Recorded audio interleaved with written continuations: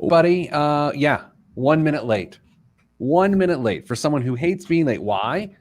Because I was showing today's special guest a little secret file that's exciting to us. Damian Dunn does not join us today. He is on vacation. Every once in a while, we give people time off to do things. So in his stead, we have the one and only Kristen Elanius joining us from your Moneyline team. Kristen, back by popular demand. People love you. You used to be the queen of the desert. You have moved from the desert. We're trying to find a new name for you. We will take all recommendations and ideas for that in the chat box. Welcome to the show, Kristen. Hello. I'm so glad to be back. It's been so long. Yeah, so Jameson says hello from Texas, and you are in Texas. So did you feel like the Texas spirit happen right there? Absolutely. I use y'all frequently now. My vernacular is totally different. Well, that is really, really good to hear. All right. So, Kristen, here is what's on the show today. Of course, you are a senior financial concierge at Your Moneyline and Hey Money. I was doing something with people's job titles the other day, and I realized that you are a senior financial concierge. Yes. Yeah. Lee says he likes what Damian did with his hair. Yeah. And so today on the show, Kristen, we were talking about someone emailed me and said that they've recently tried to separate from their adult son in terms of finances, but the adult son says it's impossible to find a job right now. So you and I are going to weigh in on that. Well, good day, Jeremy. Hello. Segment 2. Are colleges purposefully running up the tab on parents as it relates to Parent Plus loans? There was a article in I believe it was the Wall Street Journal, no one knows for sure, about the said topic. And so we're going to explore that. And then we may do an investing while in debt situation. So Kristen, before we get started here, how long has it been since you've been on the show? So I actually looked back last night because I was afraid you were going to ask me. I haven't been on the show since July of last year. Of 20? Yeah. Wait, it's been over a year? It's been over a year. What's been going on? Well, I moved twice. Yeah, that's true. So there's that. Okay. Kristen, and you're coming back to Indy for Reunion, our annual convention, formerly known as PeterCon. We've rebranded it to Reunion for, all sorts of purposes. We still call it PeterCon around the offices, but we say it's Reunion. I like PeterCon. Yeah. I know. It's a little self-indulgent, but, PeterCon was a good time. All right. Let's get started. Do you have a clock ready to set? Our first segment is 9 minutes and 22 seconds. Yes. Ready. Okay. Well, here we go. What are we talking about? I got to get that email ready. This is what happens. I don't get things ready. Pre-show prep. You're familiar with the show. Here we go. This is a long question. This could be so long. I don't know. Here we go. In 3, 2, 1.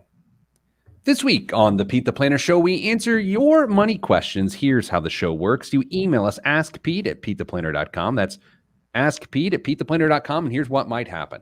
We might answer your question here on this syndicated radio show. We may answer your question in a newspaper column, or we may just ignore it and it will sit there in a lonely crevasse. Joining me, as not so often, is Kristen Elanius, senior financial concierge at Your Moneyline and Hey Money, sitting in for Damian Dunn this week. Hello, Kristen. Hello, hello. People will remember you who've listened to the show for a long time as Queen of the Desert. You have since moved on from Yuma, Arizona. Correct. So you are Queen of Texas? You know what? That's a lot of pressure, but I think I can handle it. Yeah. Okay. Thanks for being here. By the way, so Kristen's a beloved member of our team. All of our people who she serves on a regular basis love her very much so. In fact, I was just looking through some comments that came in overnight, and I'm going to read one that just came in overnight. This was, when was this? 9:57, which tells you what time I go to bed. Kristen was caring and supportive, showed us a path forward out of some financial frustration, and made sure we had resources for steps along the way. We're excited to continue working with her on short and longer term goals. Do you ever get sick of hearing how great you are? No. Okay, perfect. It's a little self-indulgent, but that's okay. All right. So I have a really, really, really long email that came in, and I don't think I should read the whole thing because it's really long, but let me summarize.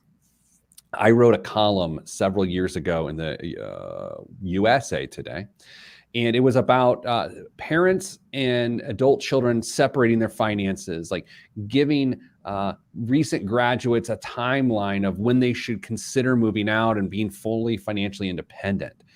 And so this family did that. It caused some conflict, as is understandable. And so the bigger issue is this, and here's the question in the email, Kristen. My question is, recognizing that you wrote that article several years ago before the pandemic, would your advice change any because of it now? And instead of immediately cutting an adult child off financially because of an argument, would it have been better for my husband to give our son a 6-month deadline? Instead, my husband thinks that our son at age 27 needs a lesson in tough love right now. So my husband is not really struggling with cutting off my son financially, and he believes this is just what needs to grow up and get a taste of the real world. My son feels that it's a tough time to find a job right now. I have summarized the email. It is from a lady from North Carolina. Kristen, a lot going on. Obviously, we don't know the whole story, but let's start with the phrase, is it hard for someone to find a job right now?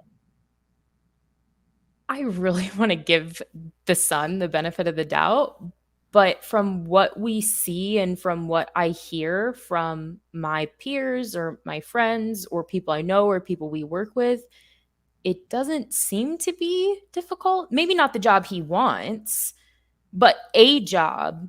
I don't know that I agree that it's hard. I would agree with that, right? So there's this idea that it's pretty easy at this point to find a $15 to $16 an hour job, which is going to pay you about $30,000 a year. And I'm talking, by the way, respectfully, I'm talking very lowest hanging fruit. Is it hard? Yeah. Is it manual labor? Sometimes. But one of the silver linings of this period of time, if there are two, I believe these to be the two of COVID-19, Kristen. I believe number one, I believe that wages are going to go up, which I think is fantastic. I think you're going to see minimum wage hit that $15 an hour range, which is great. And the second one, of course, is not related to this, but still very important. I think the focus on people's mental health will persist, right? And people will be able to talk about not being okay. And I think that's a very healthy thing. Yeah. Kristen, the relationships between parents and their adult children can often be difficult. When you talk to people that call us, do you sort of have a rule of thumb that you walk through? Do you like a timeline of having people become financially independent? And has that been affected by the pandemic? So, yes and no. It kind of depends on how we got here. If the child is really trying and they can't make ends meet, let's figure out a way to progressively stand them on their own 2 feet. But in this case, which we didn't get to hear all the details in the email, but you and I know that the son isn't putting forth, it doesn't seem anyway, that he's putting forth a lot of effort. So I don't necessarily think this 6-month extension timeline that we're talking about benefits anyone, because it seems like he already knows that he should be standing on his own 2 feet. He's just not. So yeah, there's some additional context that is certainly worth noting. He has over $18,000 saved from jobs that he has worked while living at home and is very cautious about spending any of his money.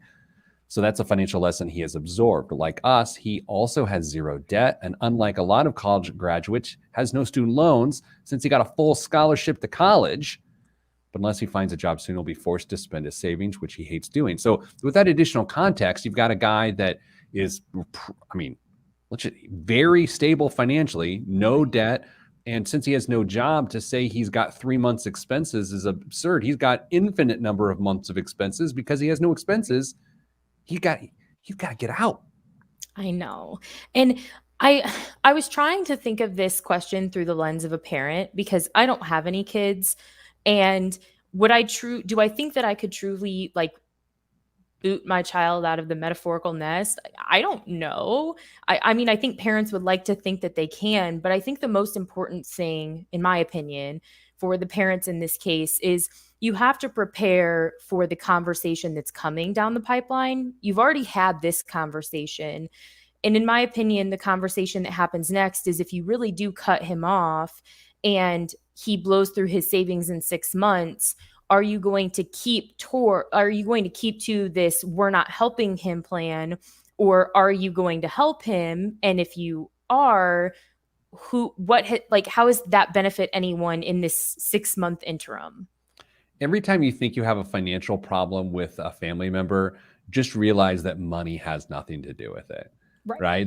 That's sort of my theory. It's like this has nothing to do with money. Like money is a resource that's involved in the conversation, but it has nothing to do with money. I would also suggest this: he's 27. If you want to talk about the years, now this is going to sound very rude.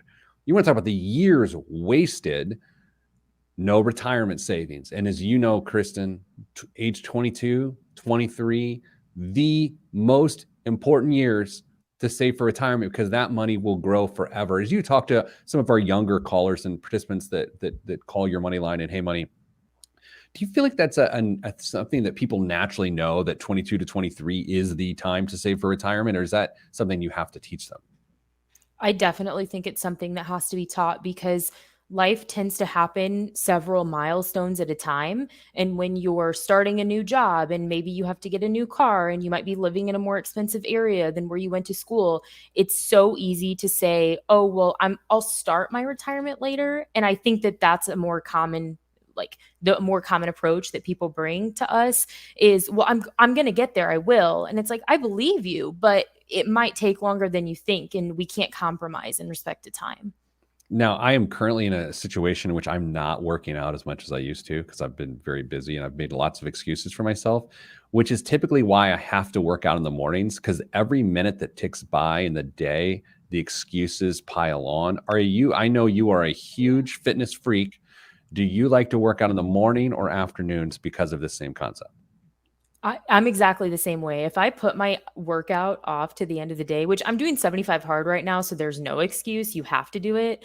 But if I put my workout off, it's not going to happen. The Queen of Texas always has some sort of like really intense regimen she's going through. I wish you guys knew her, because she loves to really challenge herself. And I'm talking about you like you're not here. Kristen, let's do this. Let's take a break. Coming back after the break, colleges are running up the tab on Parent Plus loans. Is it a trend? Is it strategic? All that's next on the Pete the Planner Show. I'm Pete the Planner. I like how I'm talking about you like you're not here.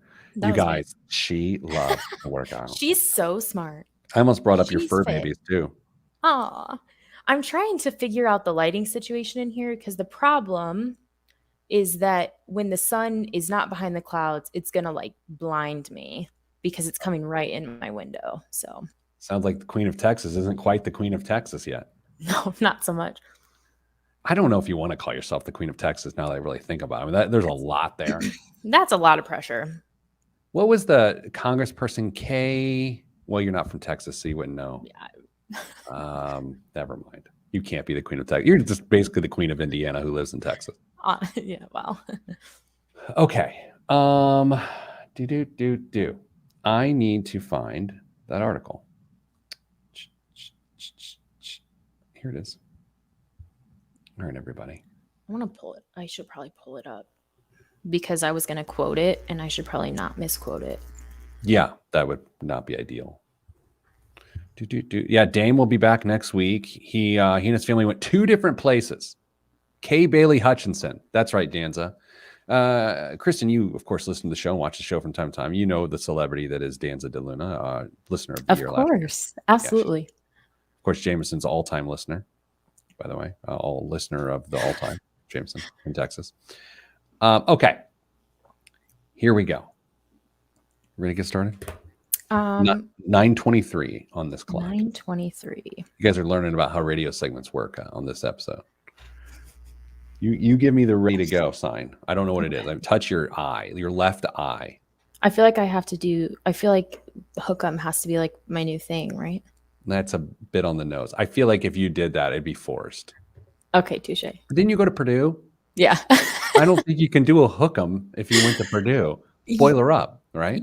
Yeah, but once you go to your first Longhorn game, it's just different. Was Matthew McConaughey there? I don't know if he's been there since we've been there. People act like he's there though. All gas, no brakes, every With game.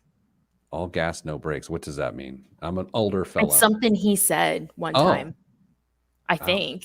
yeah. I'm so out of like pop culture. I'll tell you this though.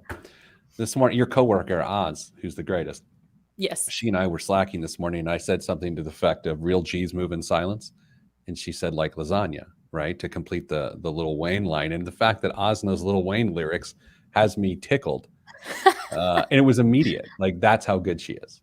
That's fantastic. I wouldn't have gotten it. Yeah. Well, I didn't expect her to get it, but she did. Okay, 3, 2, 1.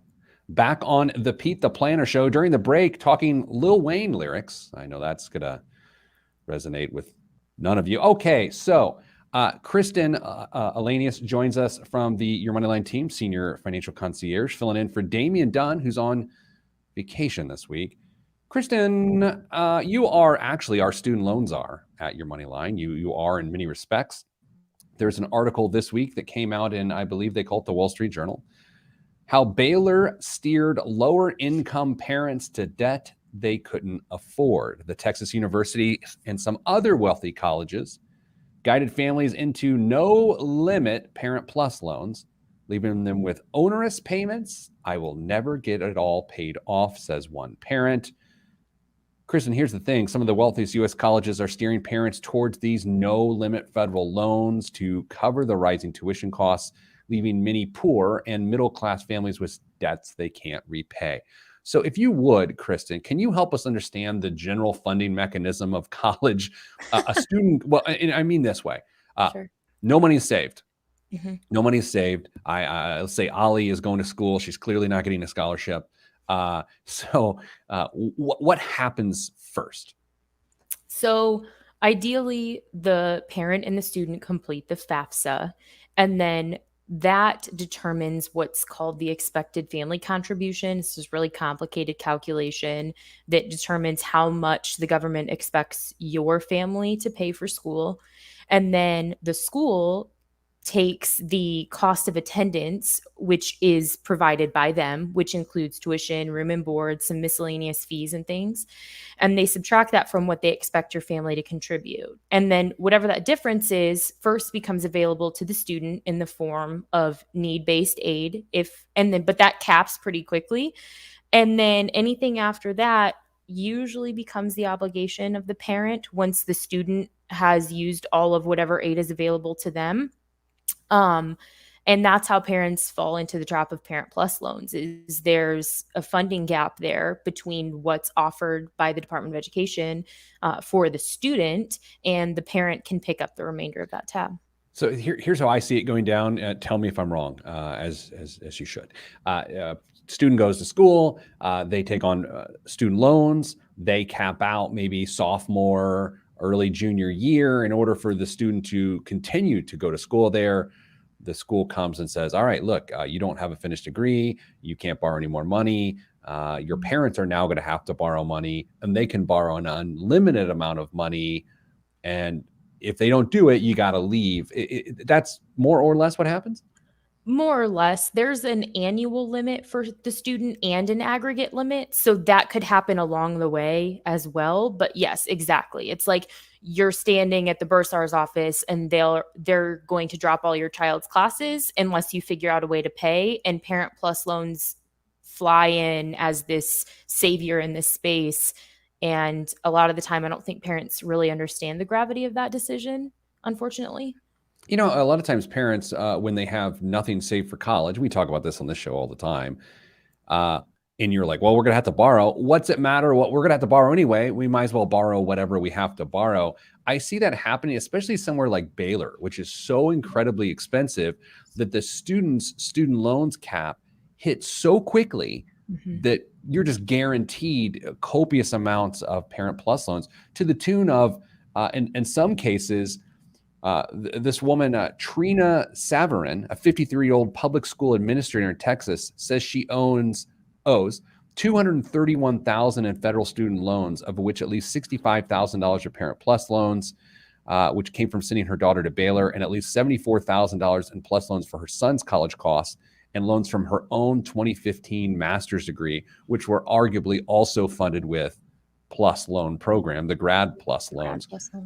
Unlimited loans with the Plus program because they assume parents who have an income, job, and assets are good for it. Unfortunately, yes.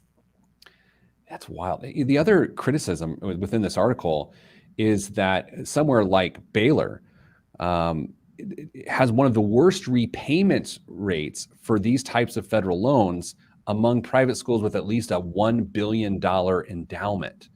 So the other issue with college costs is these schools have these giant endowments, and sometimes they are not used to curb the cost of college. And even if they are, based on tuition, if there's a huge default rate amongst that college or university, it can speak to something much deeper. So, Kristen, I would put it to you, and you have to have the perfect answer. What is a parent to do if they're in this situation? Is the answer just don't go to a really expensive school? Yes. That's what I thought. But see, I'm trying really hard to check my bias because, and let me be clear, Baylor's just a placeholder here. There are so many schools that fall into this category, and I have a problem with this across the board. This is something I'm really passionate about. So it was dangerous that you brought me on the show for this topic. But I mean, I did some pre-show prep. I told you before we started, and hopefully I'm invited back. Hopefully that I don't get prep for the show because I prepped for it. But I wanted to know, because in my head I was thinking, is Baylor worth the extra dollars? And in my head immediately I was like, no. And I'm like, well, is that true? Is that true if we look at the facts? And there are 8 schools in Texas that Forbes ranks higher than Baylor, and of those 8, 5 cost less. So and they have higher median salaries. So Baylor and A&M actually both rank higher than, or I'm sorry, A&M and UT rank higher than Baylor, and they are half the price. So this is fascinating, right? Because of course there are certain degree programs possibly at Baylor. I'm just assuming, again, Baylor is the placeholder here. You were exactly right about that. There are certain degree programs at any institution, especially expensive institutions, where it can make sense. There's the connections, there's the network, there's the quality of professorship, which is not a word.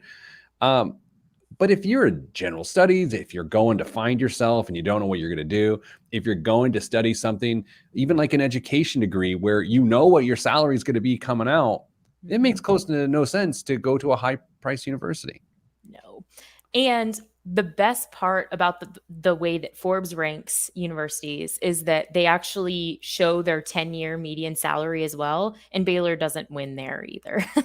Texas A&M, UT, Trinity, and Texas Tech all have a higher 10-year median than Baylor.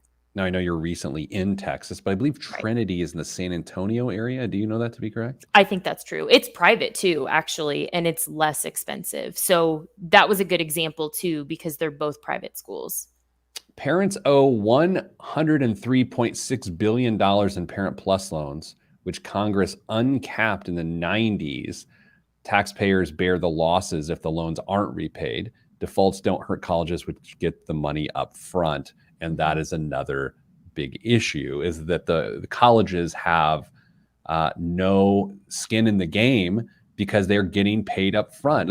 If Baylor has a high default rate, what does Baylor really care? I don't know that they do. Do you think, okay, so to transition this conversation a hair, obviously, there's a lot of talk about student loan forgiveness in the last 18 months, and not just public service loan forgiveness, but just general loan forgiveness.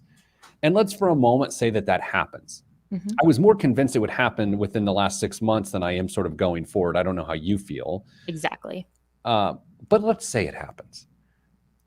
I'm not so convinced Parent Plus loans are going to be at the top of that list. Or do you? I don't think so either. And I think it's because to this point, Parent Plus loans haven't really led the headlines. I think that that's kind of why we're seeing some of these changes in respect to PSLF, is because even though slightly misleading, PSLF is just the headlines are horrible in respect to the program.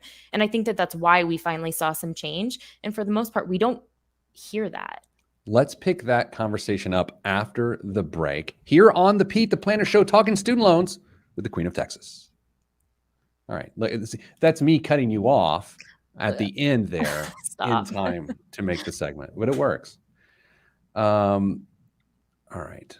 Chris says this is probably something that should be more of a one-on-one conversation because there are so many variables to talk about. I do agree that anytime we attempt to give mass advice, it's tough because there are so many variables. Like it is virtually impossible to reasonably talk about something this big without getting too deep into generalities. So you were right, Chris, about that. I do have to admit, though, there are some universities that just simply do not care. And it becomes really clear, like with that software that we're using now, how some colleges cost way more than they're worth. Do we say what that software is or no? Yeah, go ahead. Just that in the use of College Aid Pro. I mean, using that shows what it's going to cost and how long it's going to take to pay it off. I mean, 6 figures in Parent Plus loans spread out over 25 years. That's half the median mortgage payment until you die. So I know there was not a McAllister's Deli in Yuma, Arizona, where you live, but is there one in Texas where you live? Honestly, I haven't looked. 75 hard. Yeah. But there's an abundance of places to eat, and every place has tacos. So I've momentarily forgotten about McAllister's. Yeah, every time you're back in Indiana to the headquarters here or your own home, I know that you seek out the McAllisters. Okay. Absolutely. So here's what I recommend. Let's come back. Do you have further thoughts? You did a bunch of research. Do you have further thoughts on this? Because then we can move on to the investing in debt question. What do you think? It's your call. You're in charge. Oh, I am. Yes. I do like Jameson's comment about brand value. I think that's interesting. All right. Jameson says brand value. He said in quotes, and I could just see the finger air quotes that he was doing as he typed it. Of college names is interesting. Baylor is one of those that carries cachet in Texas, and just don't see it when comparing real metrics like Kristen shared. I agree, right? I mean, outside of Texas, I think of Baylor and I think, it's a great school, but I don't think of Baylor as like the Ivy League of the state of Texas, right? Not really, no. But I did talk about it a couple months ago. I went down to Texas Christian University, TCU, in Fort Worth, and it's incredible. I mean, it's an incredible university, and so now I think of it a little differently. I don't know. Kristen, I have to shoot a television commercial on Monday for the Indiana State 529 plan. It's that time of year where I shoot the holiday commercial, and I have to tell you a couple thoughts that are on my mind. Number one, on Monday of this past week, I'd realized that on Sunday I had worn a hat backwards outside during my daughter's soccer game, which meant I had a half dome of a burn mark on my forehead, which now has gone away a week later. I'm very glad about that. Number two, my workouts have fallen off a little bit in the last month. And by a little bit, I mean they have fallen off. And so now I'm very self-conscious about the ring of fat around my chin. And I look like a Shakespearean character of obesity. Number three, a couple years ago, they shot it against a green screen and unbeknownst to me, put me in a snow globe in post. I'm superimposed inside of a snow globe, and all the snow's falling on me. And I didn't know this. I don't ask to see the commercials. I respectfully, I don't care, right? I don't do my job. I don't need to see it. I'm not that much of a diva. My family and I were at a local Mexican restaurant, El Verdeo, 106 in Scienceville Road. They have televisions. I am eating tacos de carne asada. And I'm going to put the taco in my mouth. And I look up on the television screen, and there's my bald head in a snow globe on the television ahead of me. And it was very uncomfortable. Very uncomfortable. Really quickly, I can do you one better because Mr. Kristen has to get his new ID picture today. Okay. And 2 weeks ago at the Texas game, he burnt like a lobster. And because he is very pale and burnt like a lobster, didn't wear sunscreen, except that in his picture, he cannot have a beard, which he currently does. So So he's he's gonna be like white. So I will see. I mean, we'll see how bad it is. But and they're not great. I mean, no one ever looks at their like driver's license or like a government ID and they're like, that's a really good picture. So like maybe it won't be so bad, but in your personal life, do you call him Mr. Kristen? no. That'd be amazing. You really? Oh, No. Tom asks. Hi, Tom. Good to see you. Do you feel like part of the issue? By the way, speaking of driver's license, I think Tom is a friend of mine. Posted a picture of his new driver's license the other day online. Wow, looked like a serial killer. Do you feel like part of the issue is that grads who responsibly paid off their expensive student loans are reluctant to let the generations that follow off the hook as punishment for not 529ing their college costs in pre-higher ed years? That's a fascinating question. What do you think? Okay, I want to read that again because that is fascinating. Do you feel like part of the issue is that grads who responsibly paid off their expensive student loans are reluctant to let the generations that follow off the hook as a punishment for not preparing? I feel like there's some of that, but I'm not a close the door behind me sort of guy. So I don't, is society in general? Yes. I think a lot of people feel that way. I think, and I have to check myself too, because like just because, I may have made certain decisions doesn't mean that other people were in a position to make similar decisions. But I definitely like I hear that from people. They're like, oh, I'm not paying for my kid's school. I paid for my school. And it's like, oh, So you know, my thought is sort of along that track. It's like my parents paid for my education. So I mean, Haley Joel Osment and Kevin Spacey taught us you got to pay it forward, right? It's a movie, Pay It Forward with Kevin's.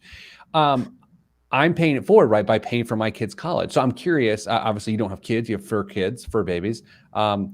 Did you pay for their obedience school, or did you make them take out loans, they student have loans? So yeah, definitely paid for their obedience school, but they have rent here where we live. So Wow. I told the oldest one that she's got to like let people take her on a walk or something. Like I did like your excitement this week. We had a team meeting. We're just talking about like what's going on that's good in our lives, and you mentioned that you got to take them to your CrossFit gym, and they were very excited by that. yeah. We also learned that our oldest dog doesn't like other dogs named Odin. No, doesn't matter Oh. the breed, but named Odin, she's just not a fan. So I've never met a dog named Odin. It must be a big thing now. it's a Texas thing. You wouldn't get it, Pete. Oh boy. Are you going to move to like every state and then just tell us like how embedded you are into that culture over the coming years? I would love to do that, but I don't think Mr. Kristen's work. I don't think it works that way when he's done with school. I think it's like a you stay put after this kind of thing. So I'm not clear on the answer. Are we going to go back to more college discussion when we start the show up again, or are we moving on? What do you think? I don't know. I mean, there's definitely enough content to go back to the college discussion, but are people tired of it? I don't know. Where would you begin the conversation? Where do you want to go with it? I mean, I like the college thing, but I'm biased, so all right. I don't want to be in charge. I don't want to be in charge. Take it back. My stupid name's on this. You know what? I got in the office early this morning and I was going to change the graphics to like scratch out Dame and have Kristen written over the top of it. And it was going to be like, hey, look at this. And then the effort that it would have taken to do that were just a little much for me. So, That's fair. But I will tell you, Oz, our wonderful coworker, got back to, I got to go zoom in on this, everybody. So Costco has this cold brew, Kirkland's signature cold brew, and it's got a little Jaguar on it. And we named the Jaguar Miguel. Nice. And so Oz and I are crazy about Miguel. He does great things for us. It's 100% Colombian cold brew coffee. And Miguel has been a big part of my day. Nice. I'm glad to hear it. Oh man, it's delicious. Okay. Where are we? Okay. Well, you know what? We're going to the investing question. Why? Because this has been sitting in my inbox since September 17th. Okay, yeah. Which isn't that bad. I mean, truth be told, here we go.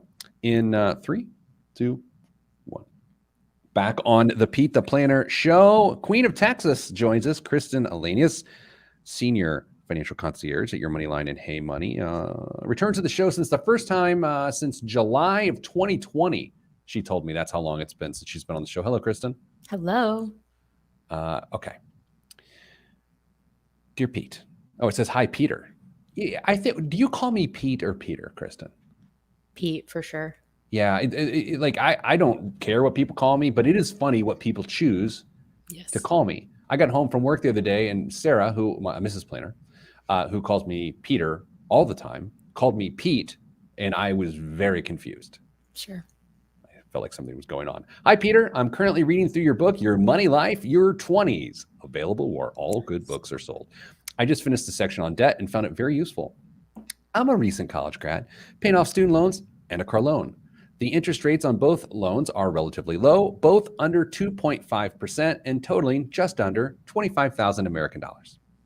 I'm currently using the momentum method to pay off my debt. And by the way, for those that don't know, momentum method is where you pay minimum balance on all of your debts, except the lowest balance debt, and then you attack that one. And when that one is at a zero balance, then you hit the next lowest debt, as opposed to attacking the highest interest rate debt.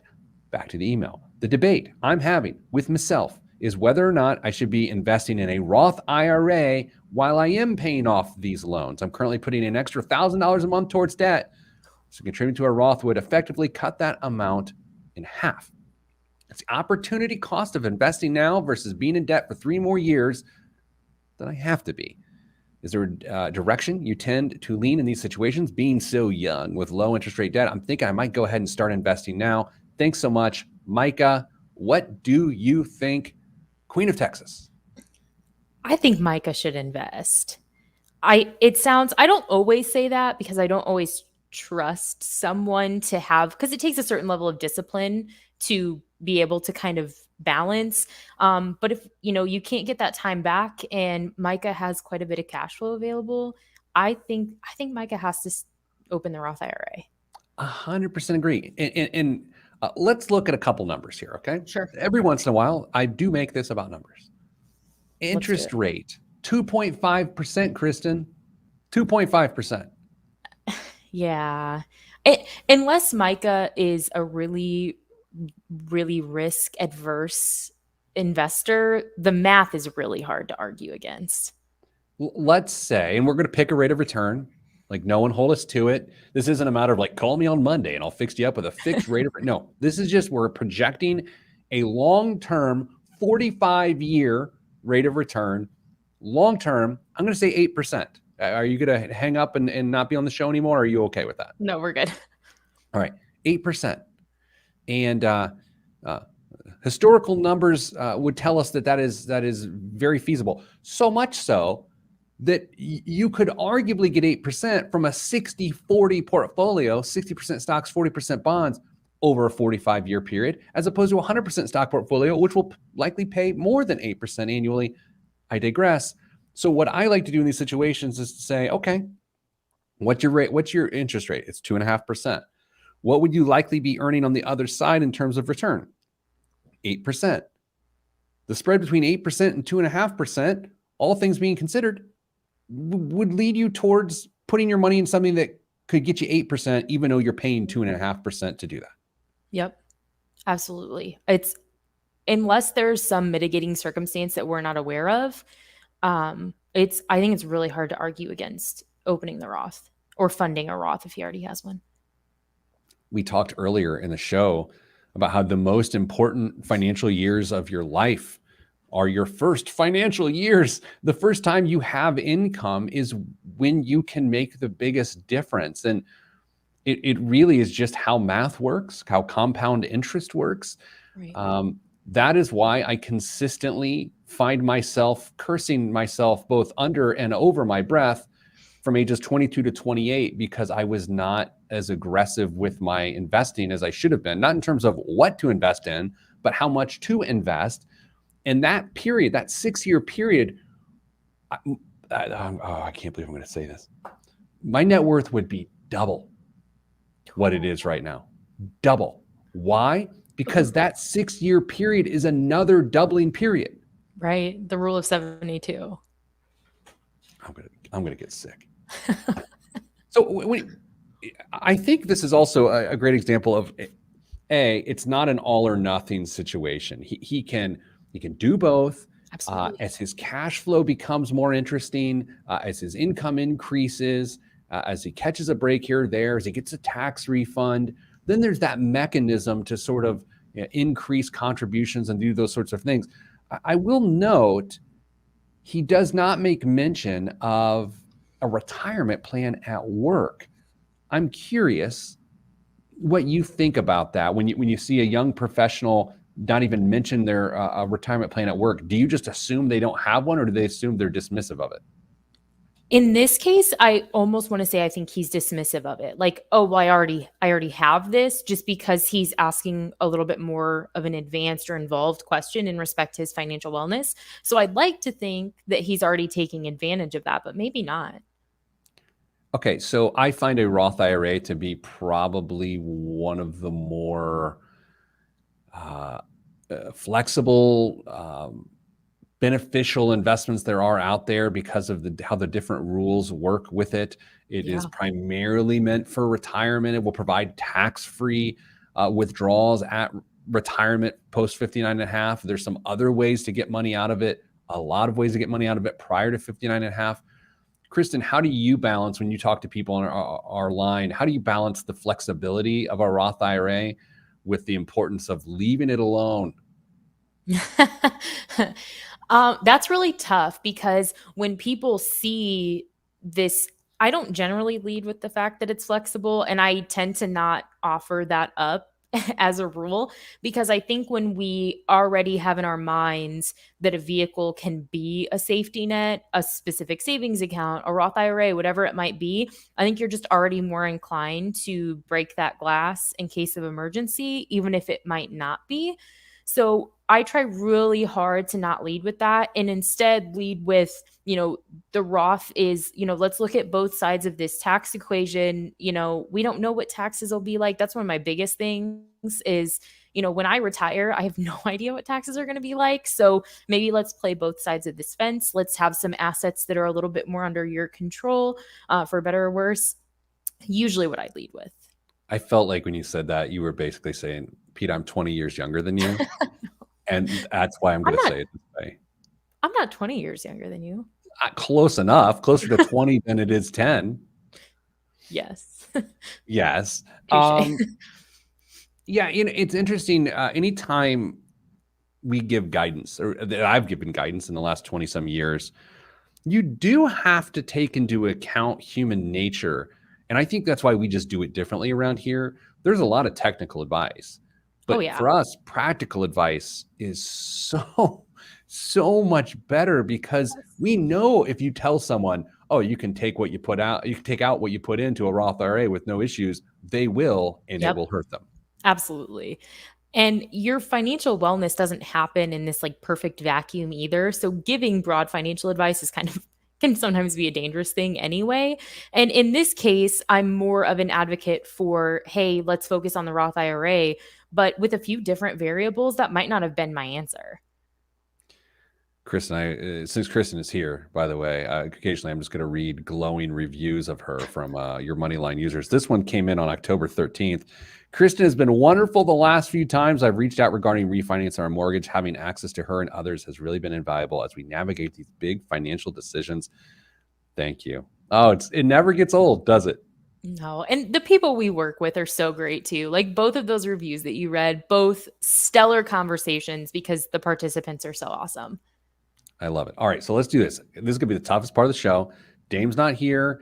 We're doing biggest waste of money of the week. He usually does current events. This time, I'm going to read the current events, and you're going to make witty, funny comments that will entertain us all for months to come.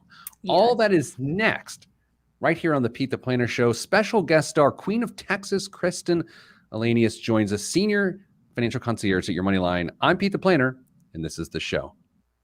I read all those things because I was just like Because you killing time. because Like, what? at first I What's was wrong like, with wait, I thought this was 940. Yeah, it was. It was just bad radio. That's Um, are any of our affiliates up where you grew up in India? In Indiana, where did you grow up? so the one Knox affiliate, right, is not that far from where I'm from. And I have family from there. We'll shout them out on the next segment. Will you tell your family you're doing this, or is that not like a thing? Um, My mom will know because I usually talk to my mom before work. I'm one of those kids that like Mm, bugs my mom every day. that's nice. So my mom will know, but I probably won't advertise it. Yeah. Oh, that's okay. That's quite all right. I can't find the list. Oh, that's all right. Oz will probably slack it to me because that's how she does. But anyway, all right. I got to get ready for biggest waste of money of the week. Okay, here we go. Oh my gosh, this is so nerve wracking. Now I'm missing Dame. Right? He does some of the heavy lifting. Okay. Oh, can I tell a story? Of course. Kristen, are you a car gal? Sort of. In, More in, than my in, husband.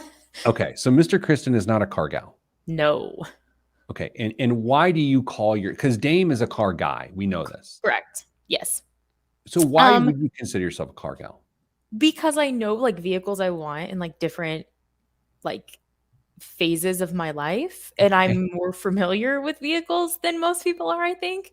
But yeah, Mr. Kristen wouldn't know the difference between like a Toyota and a Tesla. Like, wouldn't know.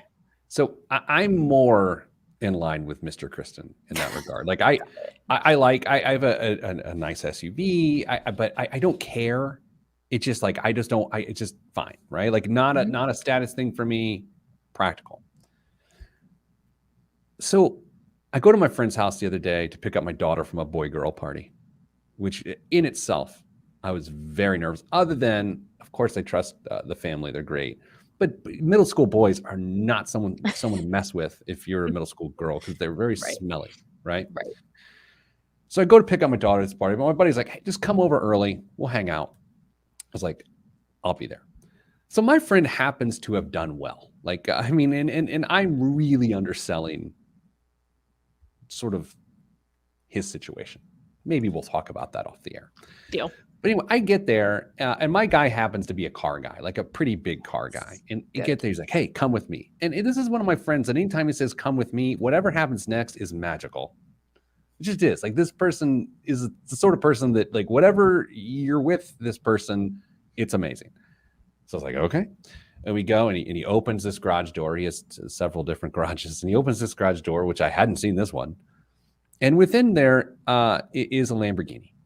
And he says to me, "Get in." And I'm like, no, I don't want to get in. He's like, no, get in. So I go and I get in the passenger. He's like, no, get in the driver's side. I was like, I don't want to get in the driver's side. So I get in the driver's side. He's like, "Start it up." And I was like, okay, well, and I was like, I don't know how to do that. It's like NASA. I'm like our friend Jeremy, the pilot, who's always listening. So I didn't know what button to press. So he starts, he's like, "Just put your foot on the brake." It's like, okay. So it roars up, and it sounds like Miguel on my Costco cold brew can is just firing up to start your day. And he's like, all right, let's go for a ride. And I'm like, no. No interest in this whatsoever. He's like, It's "No, you got to." dangerous. Yeah, he's like, "You got to." And I was like, I don't want to. So we go on like this 3 or 4 mile ride in his Lamborghini with me And you driving it. loved it. I hated it. I hated every moment of it because the whole time I was doing the math, right? I was going, if this goes poorly, I will work forever. It was nerve-wracking. And we got back to his house, and I was like, "Hey, man, can you pull this in the garage?" He's like, no. Cars are meant to be driven. Just go right ahead. And I was like, what? So that's my story of not enjoying. Would you like driving a Lamborghini? I'm an anxious person by nature, so Okay. I would struggle, I think. But yes. I did not, and I know Dame. Dame was good. He's not heard the story because he's on vacation. I didn't want to bother him, but he has not heard the story. He will be freaking out because he would clearly want to drive it and then jump out and do Krav Maga on anyone that looked at him. Yeah, exactly. All right, we should start the show. Probably. Okay. So much going on. Ready? Here we go. 3, 2.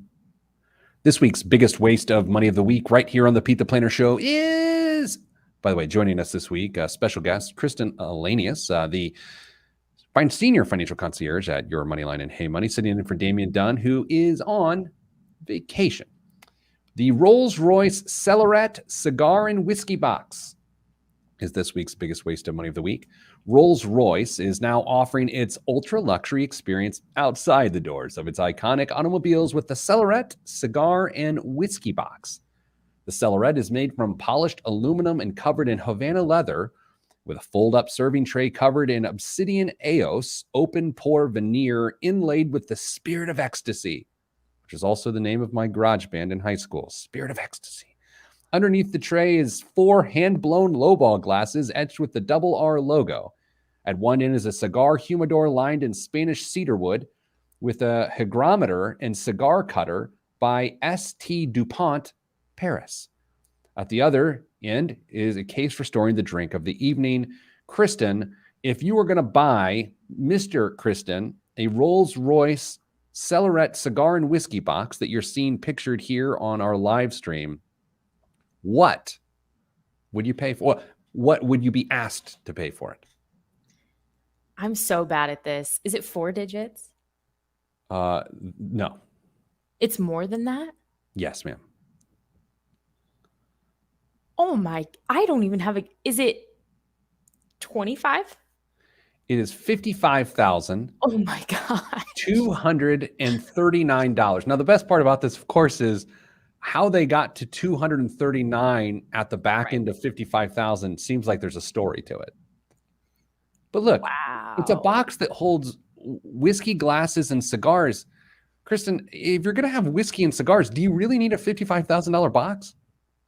I mean, I don't think so, but I spend money on things that other people might not appreciate. So maybe I just don't get it. I don't know. I just want to know what all those things are now. But now we're on to the news. Peter, what's in the news this week? For people who regularly listen to the show, they know that Damien does this part. So we're switching up this week. This will be the roughest part of the show because I have to do his job. Let's see how hard it is to do. Well, Pete, traders phone up gambling helplines as game-like broker apps spread. This report from the Financial Times, FT.com. Helplines of gambling addiction recovery groups have been ringing with a new kind of caller, day traders. The rise of mobile brokerage applications outfitted with prompts, animations, rewards, and digital flourishes have brought the feel of investing platforms closer to online sports betting and gambling. The U.S. Securities and Exchange Commission is now examining the extent to which brokers and investment advisors' digital engagement practices, including so-called gamification, assist or undermine small investors. The public comment period that closed on Friday drew more than 2,000 submissions. Kristen, is it surprising to you that there are online traders who have gambling addictions?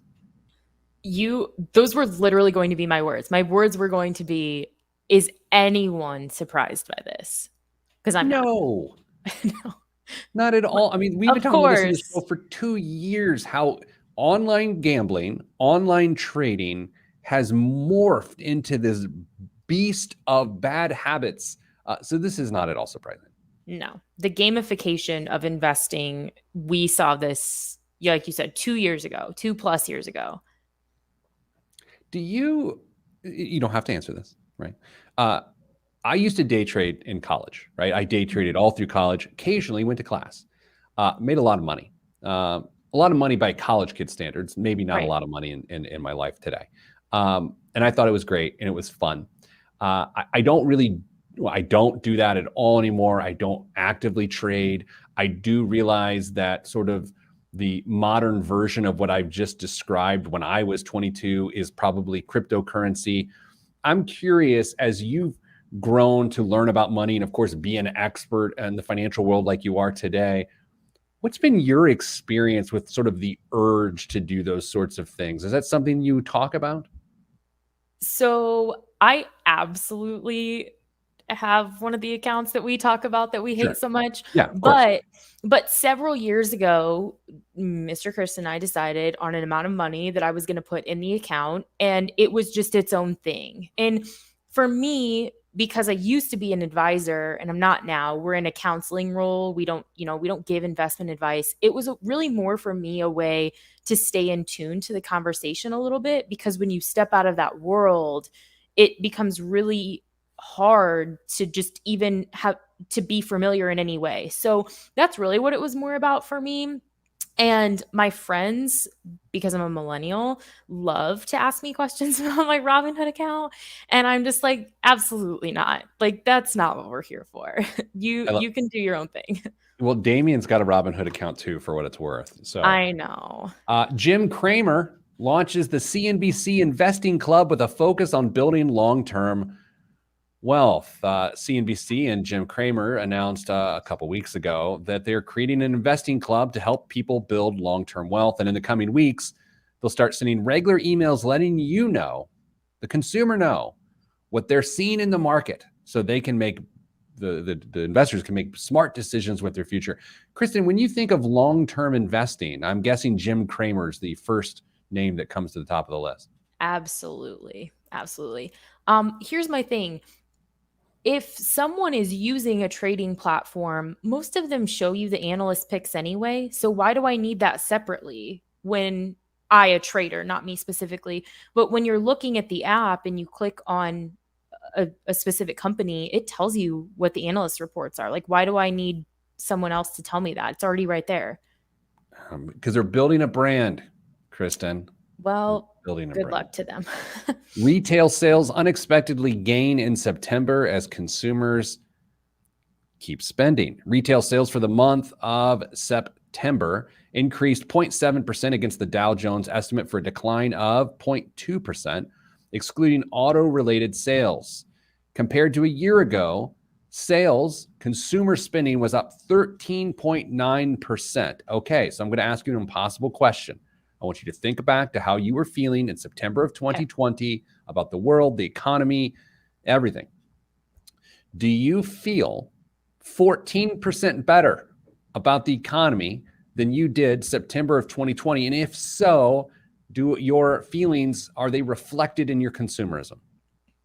So this is hard because when I was on the show last July, I think you asked me how I felt about, like, how worried I was about the economy. And I was like, I'm not, because I felt like people were just still spending. But my situation is very different from what it was. And I'm trying to not take that into consideration because I don't feel like I feel as confident. But I think maybe that's just because my life circumstances have changed a little bit. Because when I think about the people I know and the people around me, I don't know that 14% is fair, but I think that people that I know feel okay. Do you agree with that or no? I think no one's looking ahead at what could go wrong or what could go more right. That is Right. to say, I think people are making decisions in isolation and they're spending pretty wildly. Mhm. I think that continues from housing to cars. But this article goes on to really talk about how people are buying goods and there's not as many services. Like the service industry, people aren't just going to get a massage. People aren't going to get their hair done all the time. And I'm never going to get my hair done. But it really is a goods-based economy, and all the demand is in goods, and demand for services have not picked up. That's really interesting. I feel like here it's the opposite. Like, you can't get into anywhere. If you think you want a massage or a haircut, or I mean, there's a huge waiting list, but I also know that I'm living in kind of a weird market too. So, Queen of Texas, ladies and gentlemen. All right, Kristen. So as we wrap up here, let's not make it another year and 3 months until we do this again. Okay. So got it. you'll join us again. We have not scared you off. Absolutely. Okay. Well, good. Maybe I'll just have to bring you on air and read all your positive comments that people leave about you. So it's with that I send you good vibes, my friend Kristen, because good vibes are all that's in the budget. Dame is back next week. And yes, that is a threat to you, the listener. Thanks, everybody. It's Pete the Planner Show. I'm Pete the Planner. There you go. Did that go Ta-da. fast or slow for you? I feel like that was quick. The whole show? Oh yeah. Really? Good. That means it went well. Yeah. Well, the thing is I had about 17 other thoughts on Baylor though. So I was like chomping at the bit. I will read this one about Gail that came in. Your wonderful coworker, Gail. I saw this one. I was looking through your comments. Gail is. Did I read this one on the radio the other day? I don't think I did. Gail led a change in our lives in a matter of not even 2 months. She's easy to talk to because the conversation is always open, positive, helpful. She's just so darn smart. Since we started, we've made a pretty decent impact on our debt, and we are not fearful for the future. I know it was a miracle she was the person who answered when I called. We are incredibly grateful to Gail, and here's to the future 1000%. Come on. I love that. Open, positive, and helpful. That is literally gold star, Gail. It is open, positive, and helpful. I have to say the mechanism we've set up to get feedback on the work that you and your coworkers do is the greatest. And I know it comes to me, right? And the team gets to see it, but it is like my favorite part of what we do. Yeah, it's really nice. And I will also say one of the really fun things about getting the feedback is when someone's like, we're so happy that Kristen answered the phone, or we're so happy that it was Damien. And it's like, I just want to tell people, like, especially when it's about me, I'm like, you have no idea. Like everyone is like me or better than me. Everyone's great. Yeah, it is funny. And I comb through these comments all the time. It's never what you think, if from the outside perspective, it would never be what you think a financial counseling session comment would be like. It's never about numbers. Like it's never about numbers. It's never about getting wealthy. It's always something more qualitative, and that's what I think so great about it. Absolutely.